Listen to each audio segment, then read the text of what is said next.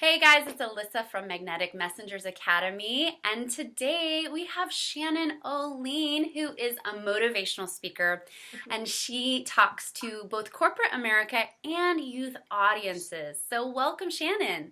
Thank you so much for having me, Alyssa. Thanks. I really appreciate it. No problem. Shannon's awesome. She speaks about defining your personal brand, and she talks also about generational differences. And I know she does a lot of work with millennials. So I'm actually brought Shannon on today to talk about how to speak to youthful audiences. Yes. Because, Shannon, a lot of speakers nowadays are talking to younger and younger audiences.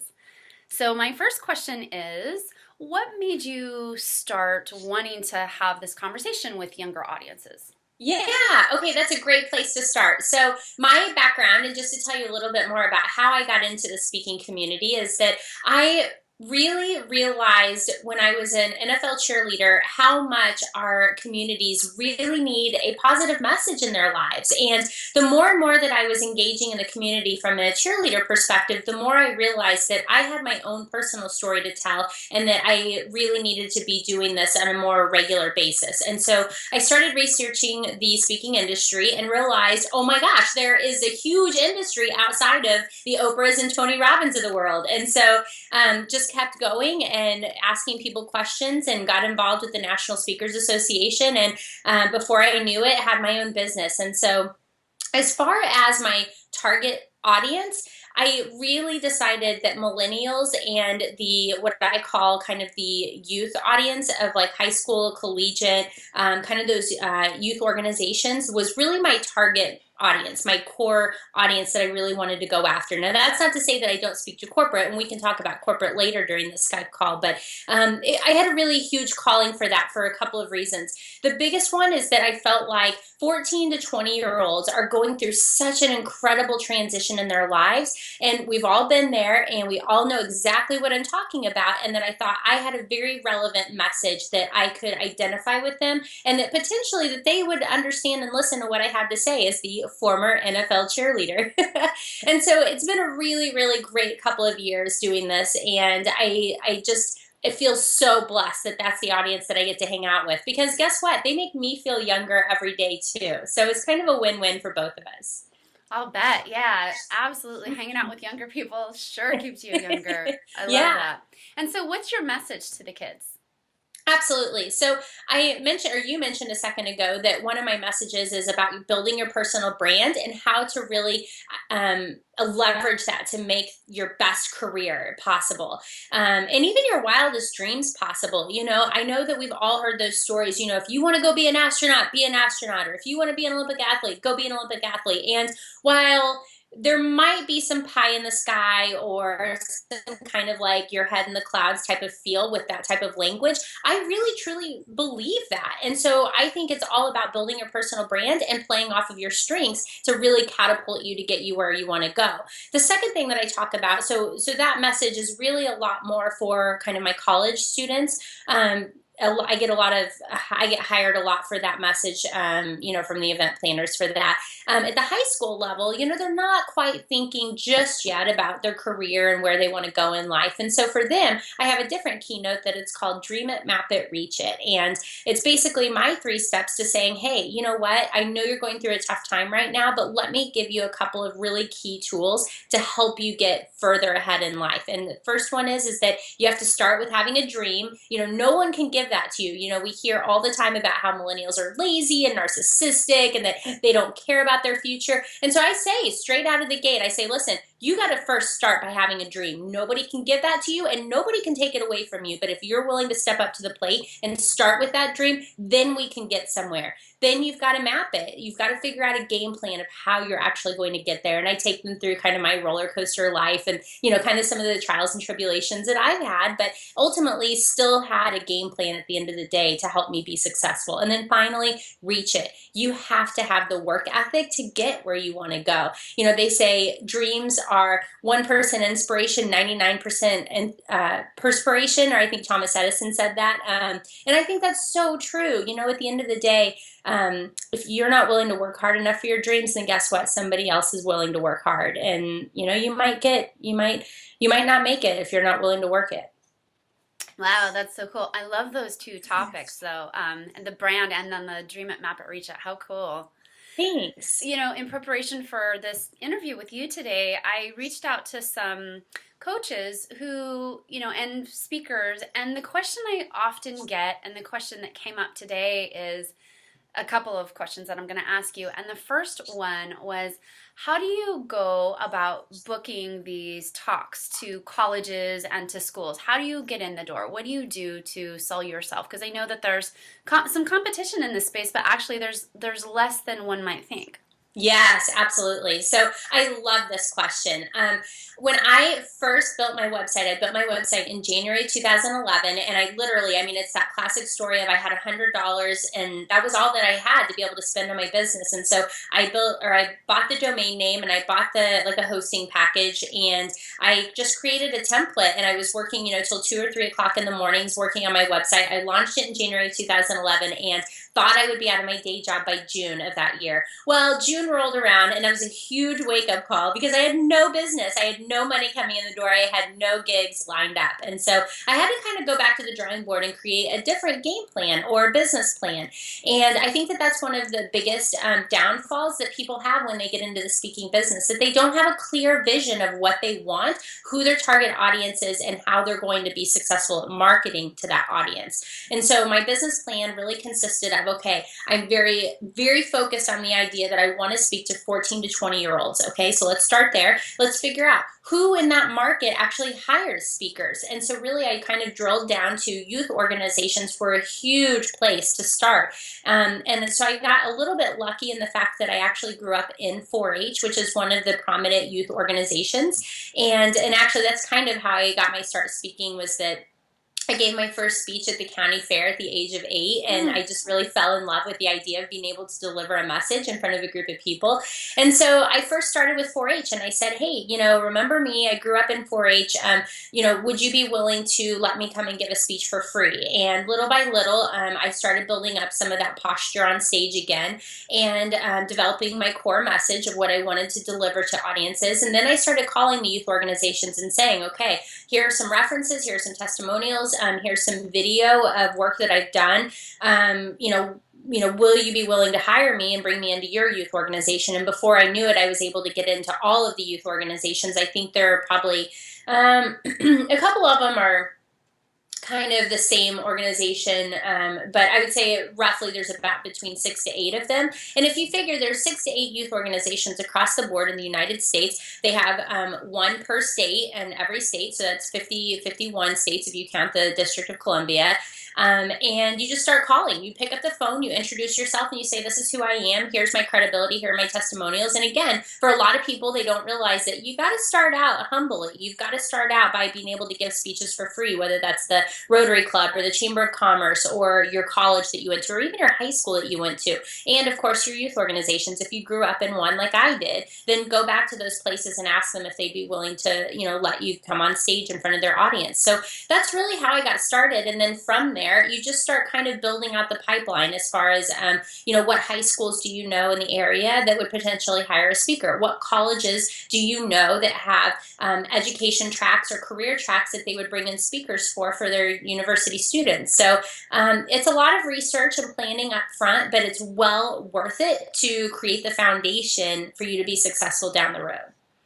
Oh my gosh, so many golden nuggets in there. I had to stop from jumping out of my seat. I feel like I just gave away all my secrets. No, you totally did.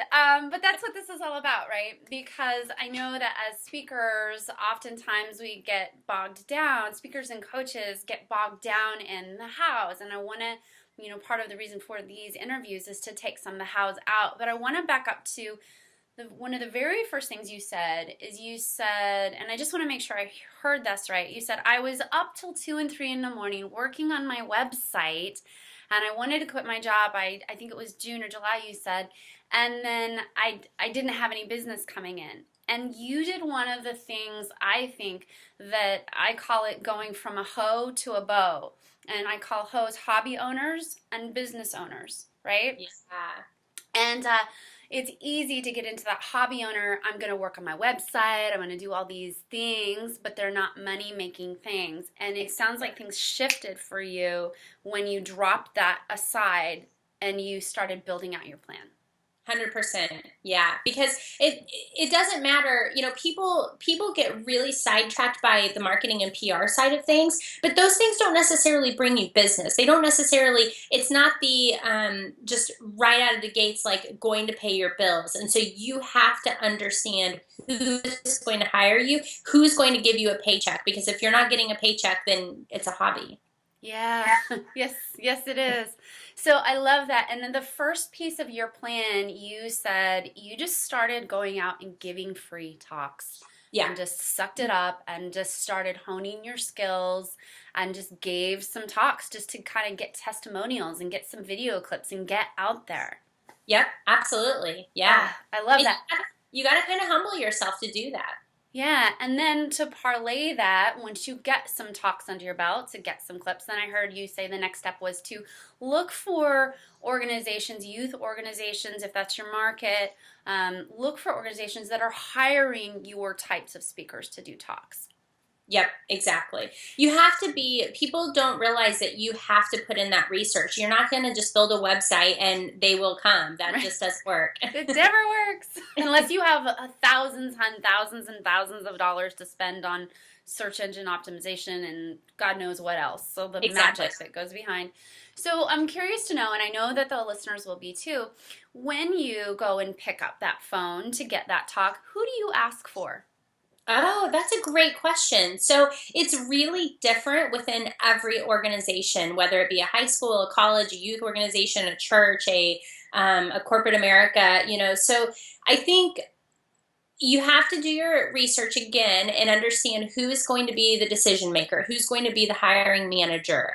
So for me, I would say let's just start at the high school level. At the high school level, it could be anybody from, I usually typically leave the principal as the last resource, and some people might think that that's backwards, but really the principal is like, let's say you're not going to call Barack Obama. You're probably going to call Barack Obama's assistant, or you're probably going to call somebody else that he has designated to actually plan events and meetings. So you have to think about, okay, I'm not going to call the principal. I might call his assistant. I might call the student activities coordinator or director, because that person's probably going to be in charge of planning activities for the students. So you just got to get creative and resourceful and understand, okay, what do those job titles mean and whose responsibility would it possibly fall under to bring a speaker in for an event or an assembly, or an after school program of some sort. And same thing at the college level too. Colleges, it's interesting because you can hire speakers from probably 10 different places within a college. So you have to understand the inner workings of that college, which, people can probably think that, oh my gosh, it's going to take hours upon hours upon hours of time to understand all of that. But once you get the formula down, then I promise you it goes a lot quicker than what you think. Yeah, I love that. And something that you said, I heard, I forget how many years ago, and I don't even remember who told it to me. But when I call to get a speaking engagement and I don't always know who it is, I'll just ask, and you said these magic words, who is it that's in charge of booking speakers for talks to come into your school or your company or whoever? So those are some golden words, and they'll usually always get you to the right place. And listen to what you just said too. I think this is really important for your viewers. Asking open-ended questions, not asking closed-ended questions. So the difference would be, do you hire speakers? Right. And that allows the person on the other end to automatically say no and then hang up on you. However, what you just said was, who hires speakers for your school? And then that forces them to think, okay, yes, it would probably be rerouted to this person and gives you more opportunity. Yeah, I love that. Well, great. I'm so glad that we could go over some of those booking questions because I know a lot of times that's where people get bogged down the most. Yes. The next question that I had someone really be curious about for you in particular was, how do you keep these youthful audiences energized? Yes. So The youth market, being a youth speaker or being on the youth speaking circuit, is a whole different animal than corporate America. And people don't realize that. You know, people think, oh, it's just an easy, no big deal. I'll go in there and do it. But no, you have to be very strategic about how you're trying to connect with that audience for a couple of reasons.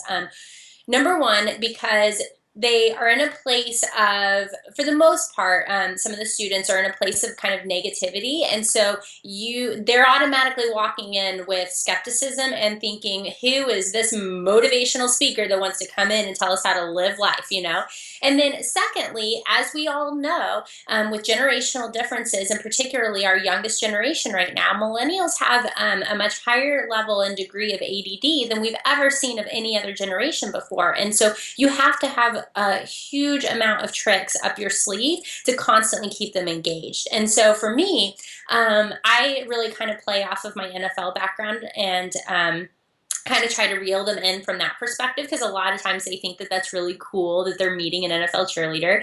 And from there, I think probably this ratio is probably my biggest kind of example that I can give, is that when you go into corporate audiences, you have to have 100% education or content. That's what they're there for. That's what they want. So I would say for corporate audiences, you're probably looking at about 80 to 85 content and 10 to 15% humor and comedy.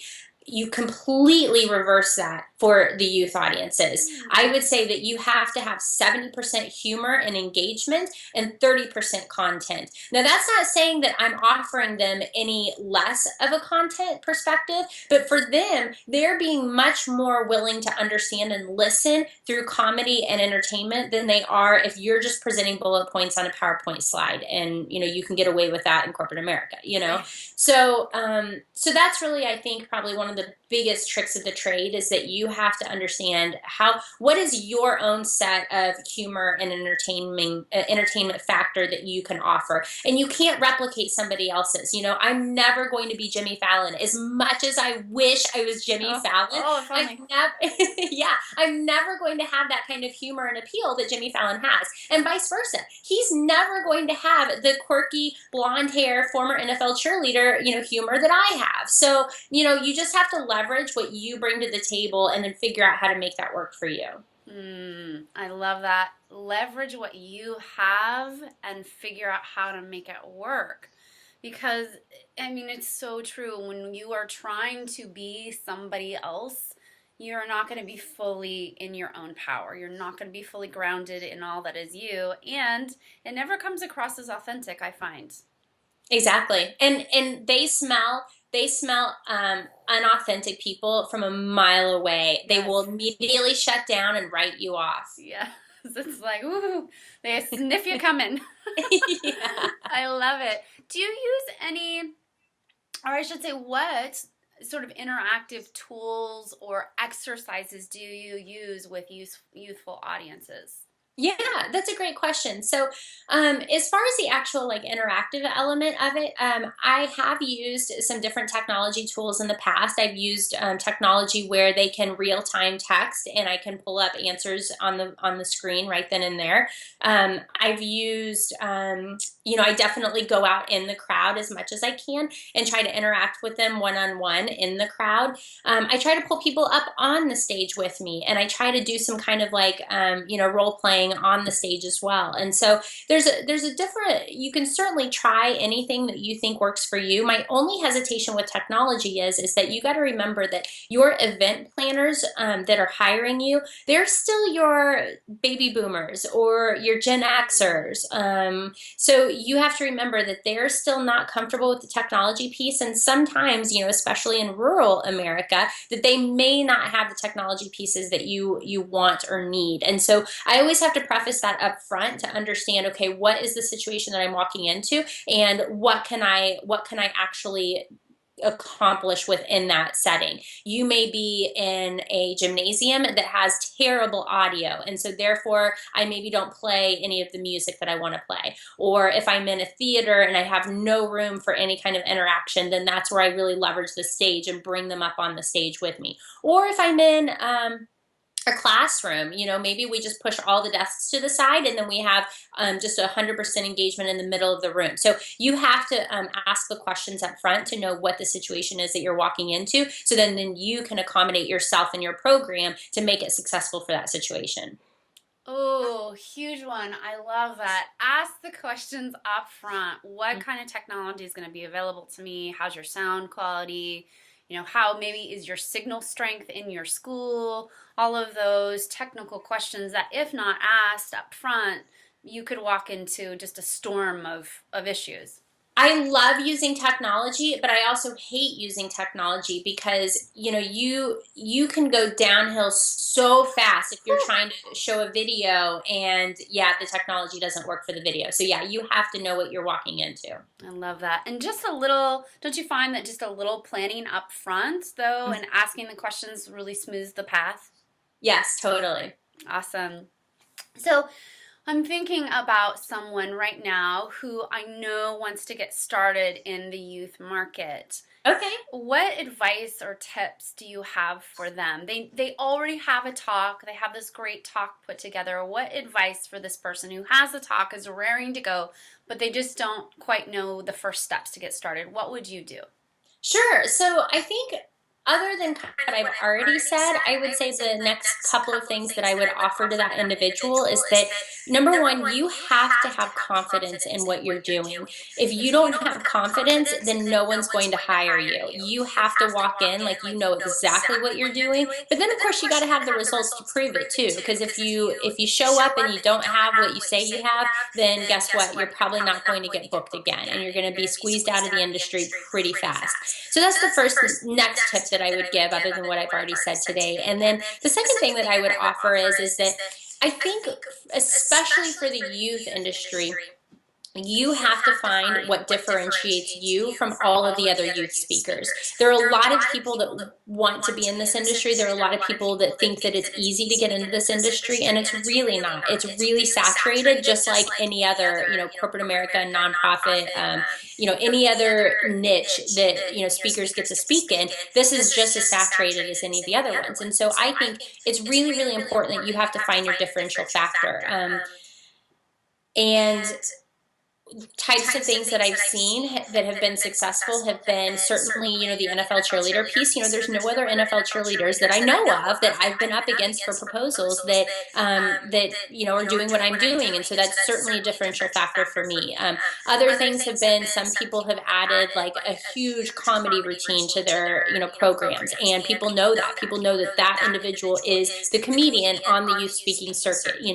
Or maybe there's somebody that is very specific to, say, drunk driving. That there's a youth speaker that I know that she lost her twin sister in a drunk driving accident and reckless driving, and so she is known on the circuit as like that is what her signature thing is. That's what people hire her for. And so I think you just have to find your niche and your differential factor of what's going to make you unique and why you're going to be different than every other youth speaker out there.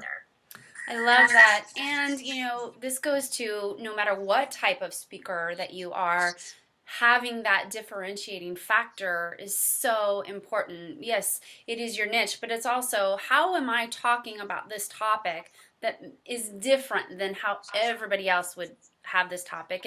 And typically there's something big that's happened to you in your life that for you it was cheerleading. For someone, it might be a drug overdose, or it might be a suicide in the family, or it might be that car accident, or whatever it was. But odds are there's something big that's happened to you that's your way to talk about that topic. Exactly. Yeah. Awesome. So just kind of recapping now, I want to go back to one of the main things you said right up front is, to maybe put aside that website to get into action. You mentioned this formula, and I just want to have you help me recap it. Sure. The formula was something to the extent of like, find places to go, talk. Can you just walk through that again to really get people into action at the end here? Sure. Okay. So you want to start out with some kind of a list, and I think that You want to make the list as big and as exhaustive as you possibly can. And so it's just any kind of like network marketing type of thing. So I sold knives when I was the summer after high school, like Cutco knives, you know? And one of the very first things that they had us do was they said, okay, list down every family member that you have, list down every friend that you have, list down friends of friends that you have. Now start putting those people in buckets. You know, do you know those people from church? Do you know those people from volunteering? Do you know those people from school? Do you know those people from, and then just start calling down all of those lists. And I have kind of implemented that same kind of strategy and idea to my personal business that I have now. And so basically I just started out by saying, okay, who do I know? And so I just started writing down everything that I knew. I knew high schools in the area. I knew colleges in the area. I knew youth organizations. I knew nonprofits that would potentially hire speakers. And I just made that list as exhaustive as I could. And before I knew it, I had probably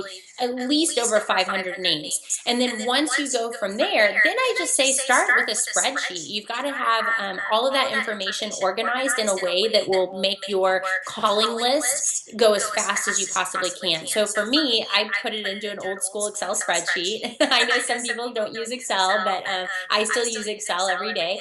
And so for me, I just started putting them into different tabs on my Excel spreadsheet. I said, okay, here are all the schools that I know of. Here are the principals of those schools. Here's the phone numbers of those schools. Here's the websites of those schools. Here's the address of those schools. And then I just started calling down that list and I said, who do you know that hires speakers within your school? And so then I would get rerouted to the right person, add that data into the spreadsheet, start talking to that person. Okay, they say, okay, we're not hiring speakers now, but we will start looking at that in September. Okay, put that in, and then I put that on my calendar and say, okay, I need to call that person back in September. And so you have to be methodical in your process. And then also too, asking the question at the end of the phone call, okay, great. If you are not looking for speakers right now, who do you know in the area that hires speakers that I could potentially call? Because you have to remember that you have a valuable service that you are offering somebody, and you need to get paid for that valuable service. And so you need to ask everybody, you know, who is it that you know would be interested and wants my valuable service and is willing to pay for that? And you also have to remember that you have to set your standards reasonable but high. I know a lot of people will say, "Oh, okay, I'll do that for $50." When really that's not right. You should be getting paid for the service that you have. And what I equate that to is, what were you making in corporate America, and how can you replace that salary? And you need to put that out on a spreadsheet. You need to say, okay, this is how much I'm making for a 12-month period of time. This is how many speeches that I need to do in each month. Here's the amount of money that I need to make per speech and the amount of time that I'm putting in towards each speech. And then just start rolling it out and making those phone calls and putting those engagements on your calendar.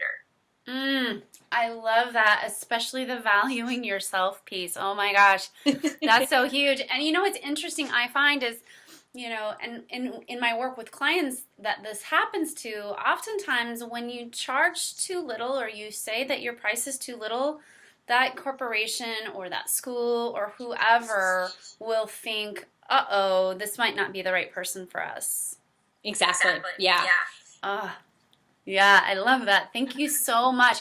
And I loved your process that you took us through of how to actually go and categorize. And I bet for those people who are listening to this today, if you took this one piece of action, if you built yourself a spreadsheet of the people that you know, the places that are looking for talks that you give, and put those down on a spreadsheet and just started filling that in, and then looking for other places like that, and then started picking up the phone and calling. Shannon, what do you think if someone built that sort of a spreadsheet? What do you think their chances are of getting a talk would be in the next 30 days? 100%. I mean, they're not gonna know about you if you don't let them know about you. And so yeah, I'd say 100%. You know, if you just build the spreadsheet out and start making the phone calls, you're going to find the paid speaking engagements. I love it. Well, let's end there because it's so powerful. Build your spreadsheet, make your phone calls, get your talk because that's the way to make it happen. Stop working on the website already. Already! Okay. Well, Shannon, I just want to tell you what a pleasure and a gift it has been to have you here today. And I know that everybody watching is just going to eat this up. So thank you so much. Sure thing. Anytime, Melissa. Thank you. You're welcome.